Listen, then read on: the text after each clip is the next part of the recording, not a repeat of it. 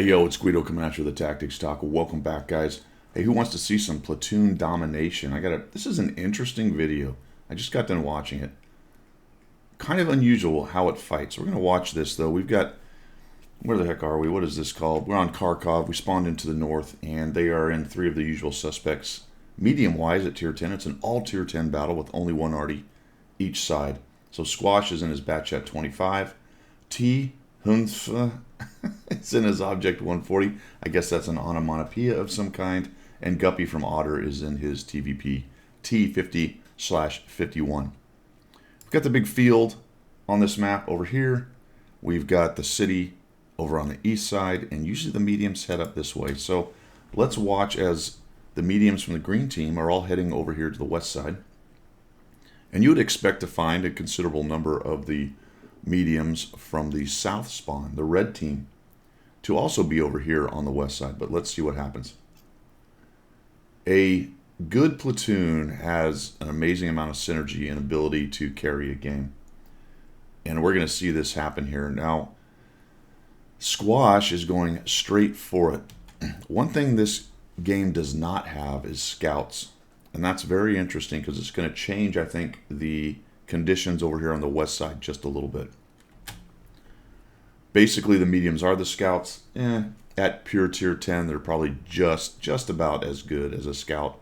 But you can see that Squash comes up to this bush. He's got both his platoon mates. Remember, folks, in a platoon, always go with your platoon mates as a general rule. They've drug along a 430U. They've got a 4005 and a Foch B following up. They drive up to here and nothing. Cricketsville. Interesting. So they keep going. When you've got comms, which I'm assuming they do based on the way they play, you can be discussing these things as you go.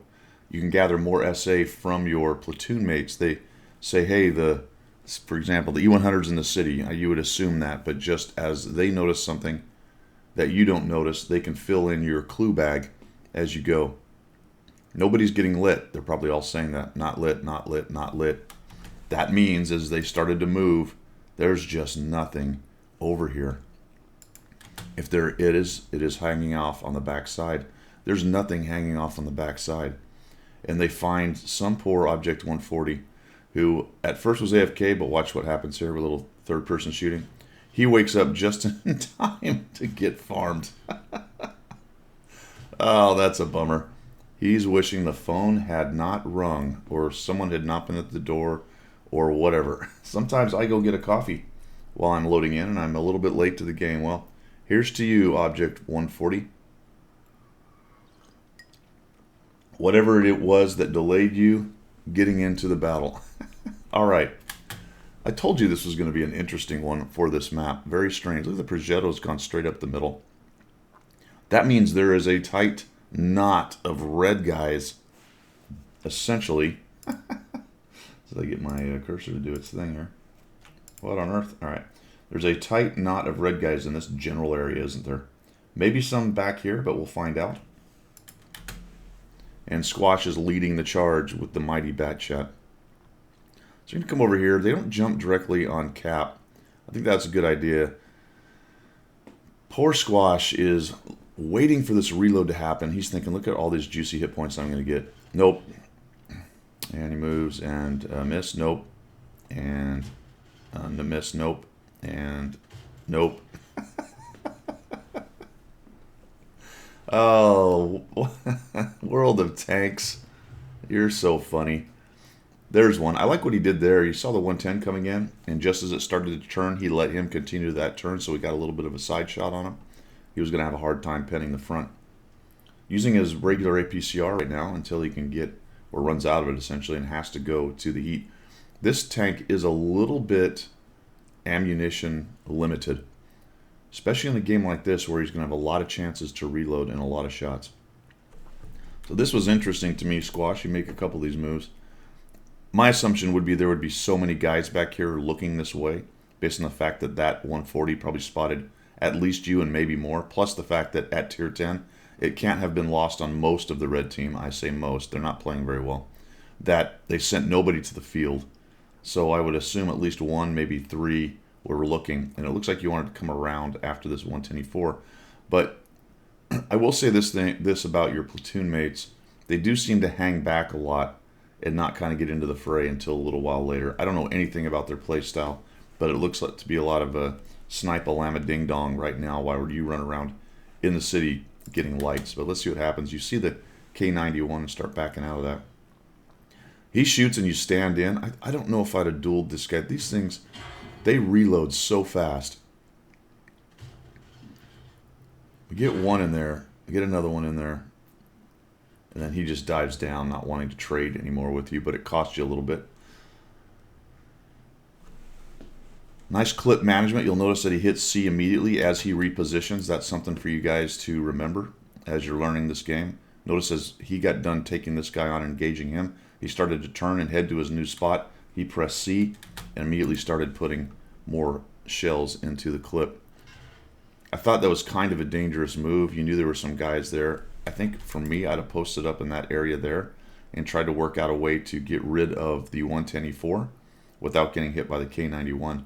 As it was, he only tracks you, so you get away with it.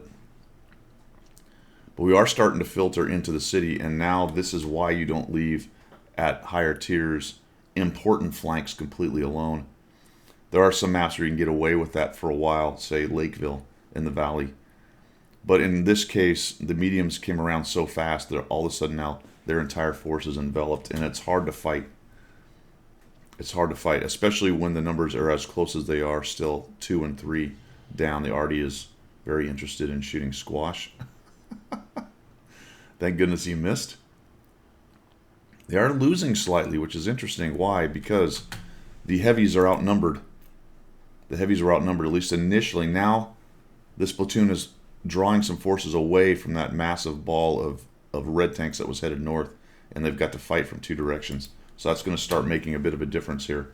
Even though the enemy team has pulled ahead, what they really needed to do was charge into the heavies, the greens heavies, take them down, and then they could flex back to the mediums. But unfortunately, they sort of split their forces. Looks like they're a bit timid, / the green team is doing a nice job with the outnumbered heavies they have up north.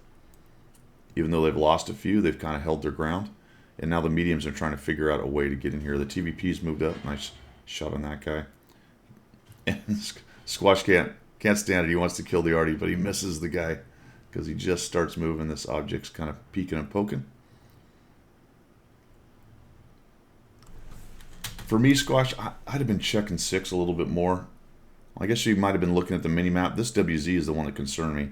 Is he going to be able to come around that corner and come after you right here and peel you out of this spot? He's right there, so not right now. Looks like he's intent on shooting the other way or hiding, whatever it is he's doing. Squash looks for a couple shots, and we realizes he doesn't have them. He presses C and starts to reload and repositions. Flex. He is meta flex, dare I say, around the map. His teammates are doing a good job. Right now there are only 2 kills with the platoon, but start counting because they're really going to start racking up here. This Foch is doing a nice job of being an assault TD. Kind of is following with these mediums, reloading his clip and letting him have it.